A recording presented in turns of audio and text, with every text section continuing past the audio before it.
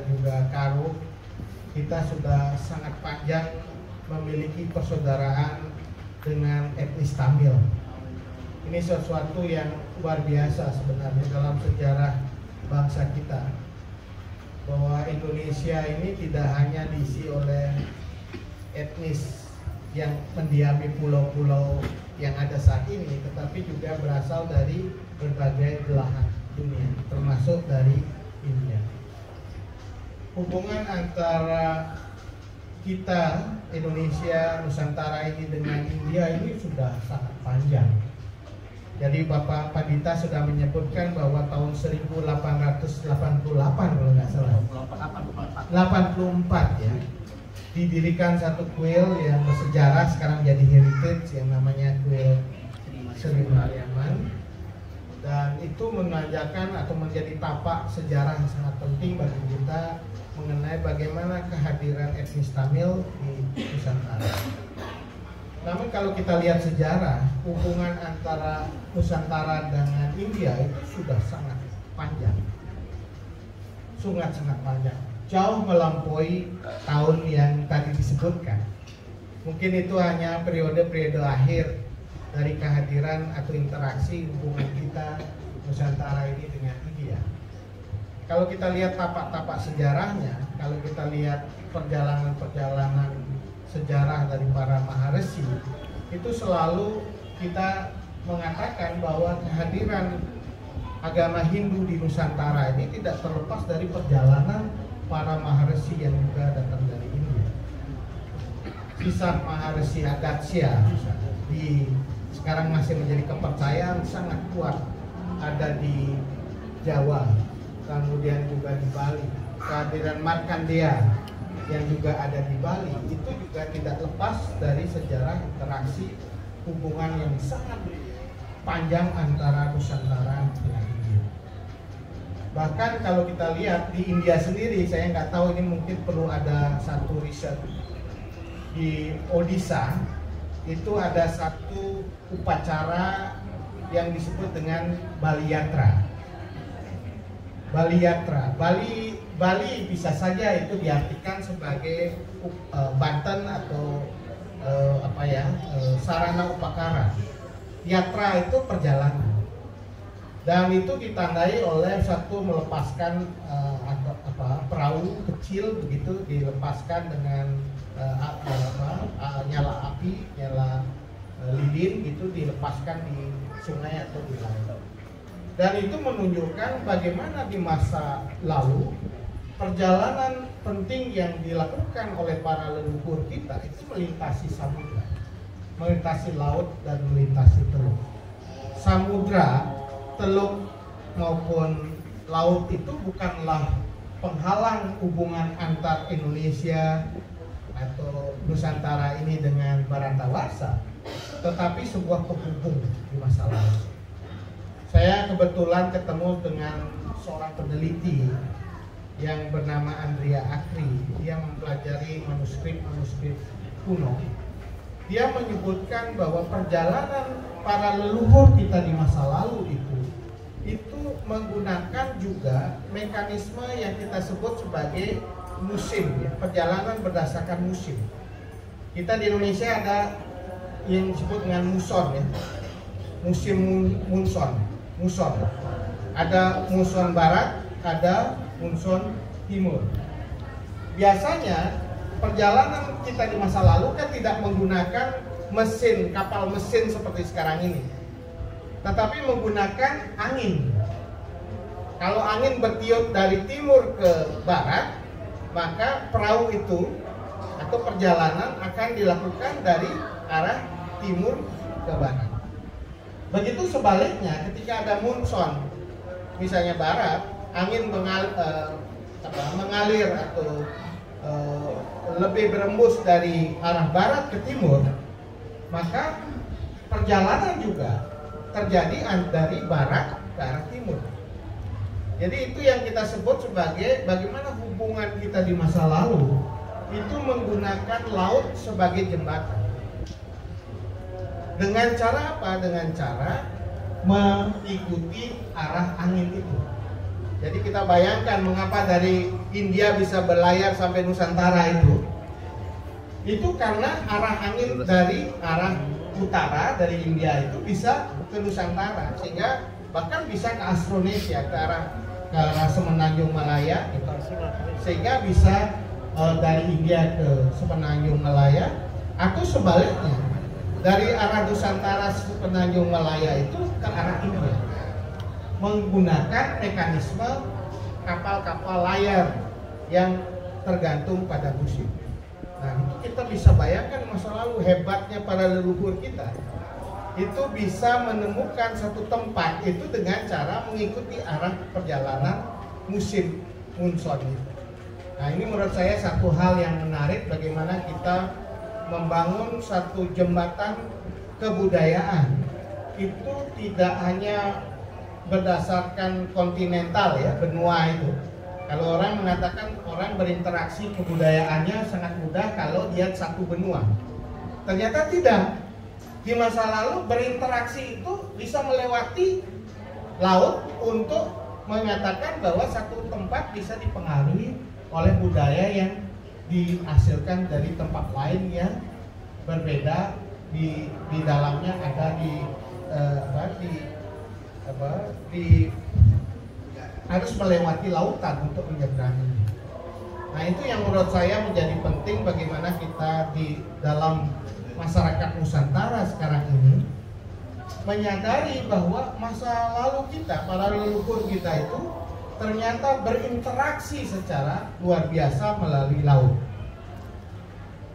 Saya nggak tahu apakah ini masuk ke arah Medan ini, perjalanannya ke Medan, perjalanannya ke Jawa, perjalanannya ke Bali itu melalui tapak-tapak perjalanan laut di sebelah utara. Misalnya kalau kita lihat utara itu kan relatif gelombangnya tidak terlalu tinggi kan. Bisa saja mulai dengan di utara Sumatera, di utara Jawa. Kalau lihat kerajaan-kerajaan lama itu kan tidak hanya di selatan tetapi di utara, Gresik, Singosari, Kediri, bahkan Majapahit.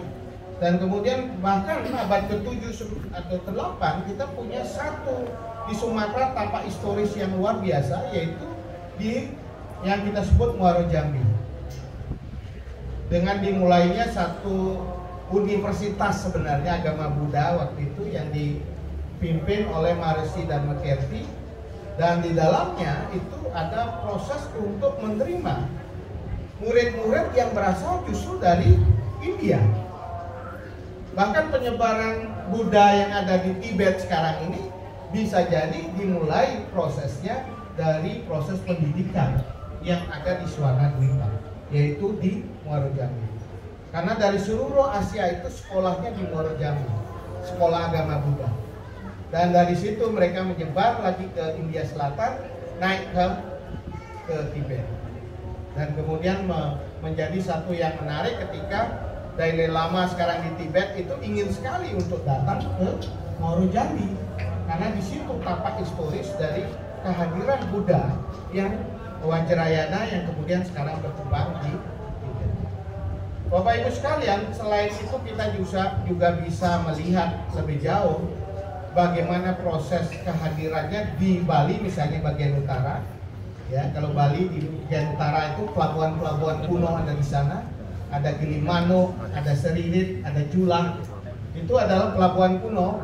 Dan bahkan kalau kita ke timur sampai ke Kepulauan Ki dan Maluku, itu perjalanan masa lalu yang luar biasa, sehingga agak menarik di Bali. Misalnya Bapak Ibu sekalian bisa lihat, karena proses interaksi itu setiap upacara ngaben, orang Bali itu pasti membawa pengibas-ibas dari burung cendrawasih. Pertanyaannya, burung cendrawasih kan tidak hidup di Bali. Dari mana itu burung cendrawasih? Itu saya kira berasal dari perdagangan angin muson itu. Orang Bali ke arah timur, sebaliknya dari timur ke Bali. Dan di situ membawa sesuatu. Kalau lihat tapak-tapak historis yang ada di Julah maupun di Gilimanuk, banyak sekali pernik-pernik perhiasan yang ada di dalam kubur batu di sarkofagus di Gilimanuk. Pertanyaannya, dari mana itu pernik-pernik perhiasan waktu itu. Apakah Bali ada tambah? Tidak. Pasti itu berasal dari tempat lain. Seperti Nakara itu berasal dari Donson, berasal dari Vietnam. Nah, itu menunjukkan kita harus terbuka dalam melihat bagaimana interaksi peradaban, interaksi kebudayaan yang terjadi di masa lalu dan tampaknya kita bisa lihat pada hari ini. Itulah sebabnya mengapa di Hindu sangat penting bukan hanya Satyam, Siwam, tapi Sundara. Yang menyatukan kita itu 3 hal ini. Satyam, kita bicara soal kebenaran, kita bicara soal rete hukum yang menjadi dasar dari fondasi dasar dari agama Hindu. Kita bicara soal Pancasrada, itu menjadi dasar yang sangat penting dan menjadi satyam, kebenaran yang kita yakin. Soal Brahman, soal Atman, soal karma pala, soal purna bawa, soal moksa. Itu satyam, kebenaran yang universal yang kita yakini sebagai pemeluk Hindu dimanapun berada. Yang kedua, Siwam, kesucian.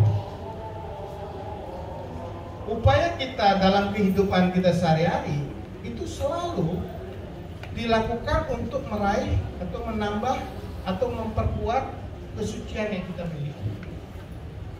Dari lahir sampai kemudian meninggal, ada proses penyucian diri, penyucian manusia itu sendiri.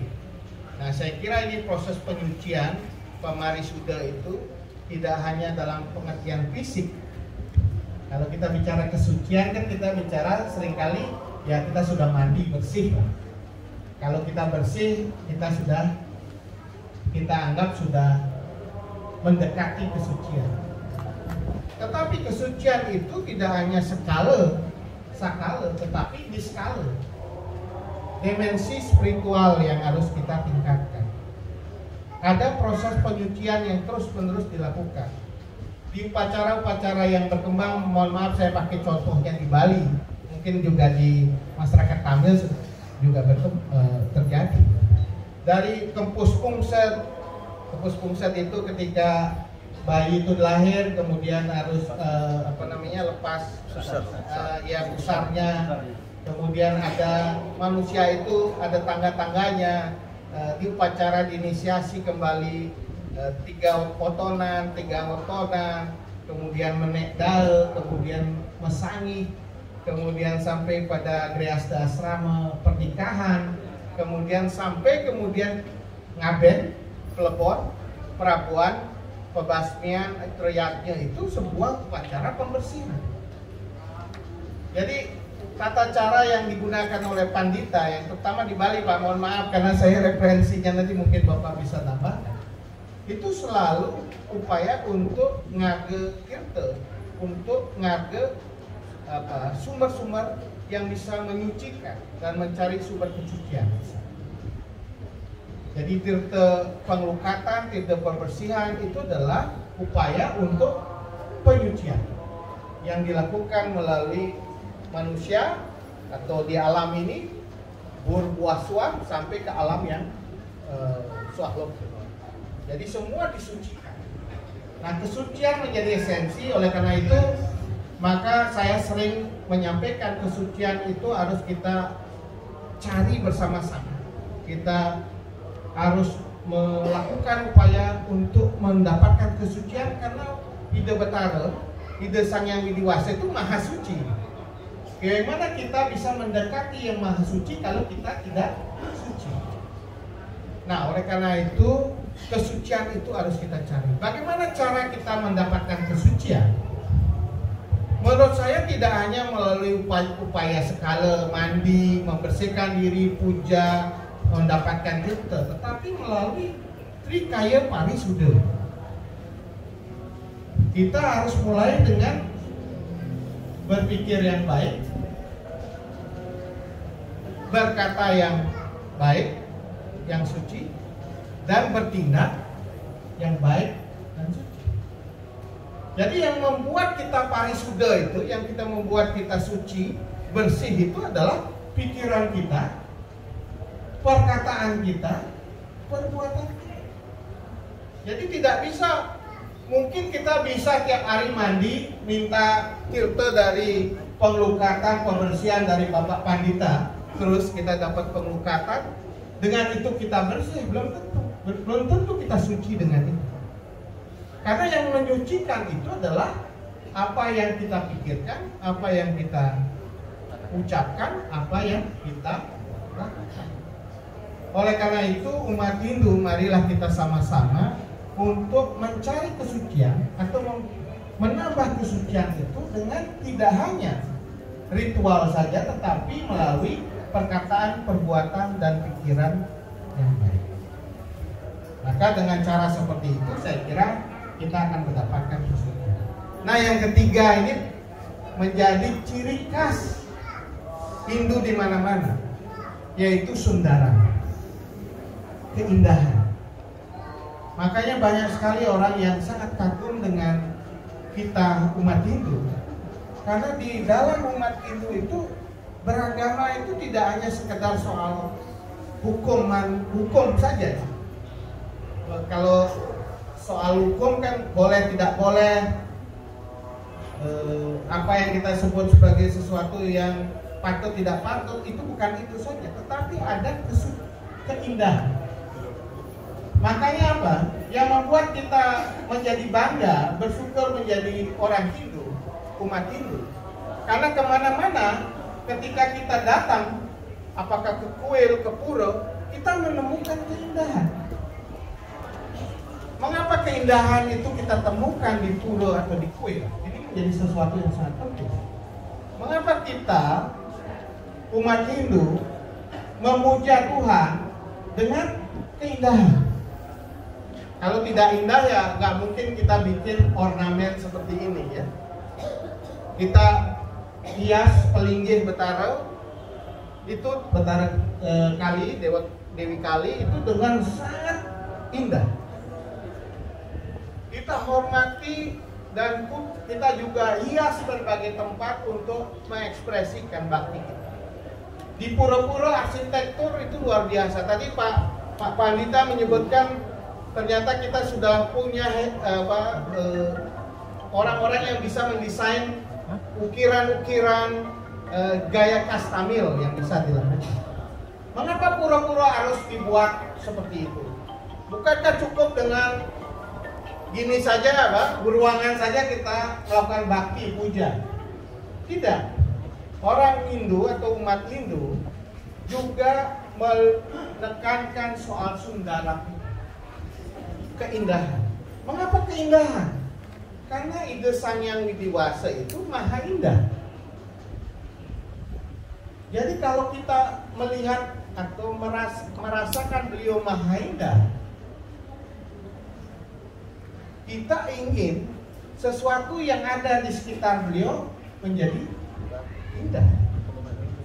Dan kita, ketika kita berada di satu tempat dengan penuh keindahan, maka rasa serada bakti kita akan semakin besar kepada beliau, padanya, pada Ide Betara Sang Hyang Paramawisesa.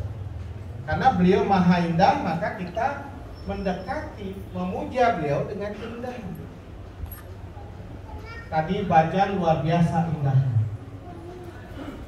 Kita dengar bukan hanya mendengar secara kalau orang Hindu itu biasanya kalau beragama itu tidak hanya rasio aja kan, ada rasa. Ada rasa. Kalau hanya rasio aja kita kalkulator aja itu beragama gitu. Jadi seperti kita hanya melakukan A plus B saja. Tapi kita beragama dengan rasa. Makanya di dalam masyarakat Hindu itu ada cara untuk membangun keindahan. Ada gegitan. Di Bali itu gegitan itu biasanya ke hidungan, ada gamelan. Tadi saya lihat juga ada alat musiknya, Pak. Itu bermacam-macam lah sesuai dengan karakter dan warisan tradisi budaya yang ada. Ada gamelan, ada tadi apa namanya Pak di sini? Tamburin. Kemudian ada bajang, ada kidung, ya untuk memuja. Kemudian kita bersama-sama melantunkan dengan penuh sukacita, dan itu membangun rasa. Dengan membangun rasa keindahan itu kita bisa menghargai sesuatu yang ada di dalam muka bumi. Makanya Tuhan atau hidup Sang Yang Widi Waso menciptakan dunia ini dengan keindahan. Coba Bapak Ibu lihat sekarang ini taman bunga, hutan, kalau kita lihat dari angkasa luar biasa. Aliran sungai itu penuh dengan keindahan. Kalau lempeng aja aliran sungai, lurus aja nggak indah gitu.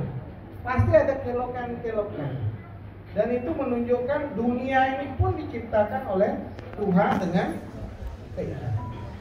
Oleh karena itu, mari kita bersama-sama memperkuat serada bakti kita kepada Ide Sang Yang Widi Waso itu. Pertama dengan melakukan konservasi tradisi seni dan budaya kita miliki. Memelihara, menjaga. Karena apa? Karena kita suka keindahan. Kalau ada tadi tambulin ya, tambulin. Itu harus tradisi itu terus menerus kita wariskan. Bahkan anak-anak cucu kita masih menggunakan itu. Jadi konservasi budaya, seni dan budaya harus kita lakukan. Apa yang hidup dalam masyarakat Tamil sekarang ini, seni budaya harus kita tetap jaga, kita lestarikan, kita perkuat. Itu satu, karena itu keindahan. Seni budaya adalah ekspresi keindahan. Yang kedua, mengapa kita perlu juga tidak hanya seni budaya, tapi menjaga keindahan alam. Dua ini, seni budaya kita harus jaga, alam juga kita jaga, karena alam itu adalah bentuk keindahan yang diberikan oleh Tuhan. Oleh karena itu Bapak Ibu sekalian, menjaga alam ini harus kita lakukan secara bersama-sama. Di Bali kita kenal Trihita Karana. Saya kira di masyarakat Tamil ada Trihita Karana: Pariangan, Palemahan, Pawongan. Tidak hanya Palemahan dan tidak hanya Pawongan dan Pariangan, Palemahan juga kita jaga. Hubungan harmoni dengan alam. Jadi kalau bisa masyarakat Hindu di Sumatera Utara menjadi contoh bagi kita menjaga budaya dan menjaga alam. Kalau ada pura atau ada kuil, harus menjadi contoh dari kita bisa menjaga lingkungan. Kalau bisa kuil itu bersih, ya Pak Dita, bersih, tidak ada sampah. Kemudian juga punya pusat pengelolaan atau cara pengelolaan sampah yang baik, misalnya dengan cara organik dan lain-lain. Bahkan bila perlu kuil itu contoh menjadi energi bersih, dipasangin solar cell Pak, ya kan, supaya kita menjadi contoh. Oh, kita harus merawat alam dengan cara apa? Menjaga energi bersih, menjaga lingkungan kita dari sampah dan limbah. Tidak hanya di pura, di masyarakat juga umat Hindu harus jadi pelopor untuk menjaga lingkungan kita supaya tidak kotor. Kita malu lihat sungai-sungai kita juga kotor. Kadang-kadang kita bilang bahwa sungai itu sumber kesucian kan Pak. Kalau kita mandi sungai Gangga gitu, wah di situ sumber kita mendapatkan kesucian. Tapi kan tidak akan seret kita di dalam hati ketika melihat sungai yang kita sucikan akhirnya kotor dengan sampah dan limbah. Jadi gimana tempat yang untuk mencari kesucian atau sumber kesucian justru menjadi tempat sampah dan limbah. Oleh karena itu umat Hindu, mari sama-sama untuk menjaga alam, menjaga budaya, dan kita menjadi pelopor terdepan, menjadi teladan bagi Satyam, Siwam, dan Saudara. Saya kira itu yang ingin saya sampaikan. Mohon maaf Bila ada kekurangan yang kurang berkenan di hati Bapak Ibu sekalian, ini pengalaman pertama memberikan Dharma Wacana di masyarakat Tamil. Mudah-mudahan nyambung ya, tidak Joko Sembung ya. Nah, nyambung. Mudah-mudahan apa yang saya sampaikan itu bisa memberikan manfaat, bisa dibawa pulang ke rumah. Tolong kalau ada yang baik disebarkan kepada keluarga supaya apa yang kita sama-sama ingin bangun di dalam kuil ini bisa tersebar luas. Bukan hanya di keluarga kita, tetapi juga tetangga. Kalau berbuat kebaikan itu tidak harus memilih agama. Kalau agama tetangganya berbeda agama, tapi kalau kita ajak berbuat yang baik, saya kira itu sangat baik untuk kita ke depan. Apalagi Indonesia, apalagi Medan adalah satu Indonesia mini ya. Kita sebut Medan ini luar biasa karena semua etnis ada di sini. Semua agama ada di sini. Dan karena itu mari kita jaga kerukunan, hidup bersama. Saya kira ini bukan sesuatu yang sulit karena ini sudah tradisi kita dari turun-temurun. Kita sudah terbiasa hidup dalam kebersamaan.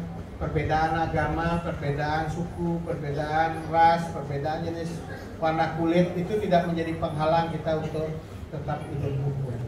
Saya kira itu yang ingin saya sampaikan. Mudah-mudahan ini bermanfaat dan kita ingin membangun satu logo Samasta Sukino Bhawantu supaya kehidupan kita semakin berbahagia, semakin sehat. Jangan lupa ini COVID lagi naik. Jaga kesehatan, jaga imunitas. Upayakan untuk udah booster belum? Vaksin booster udah. Nah, booster penting supaya kita tetap imun. Karena itu yang ingin saya sampaikan, saya tutup dengan para mesanti. Om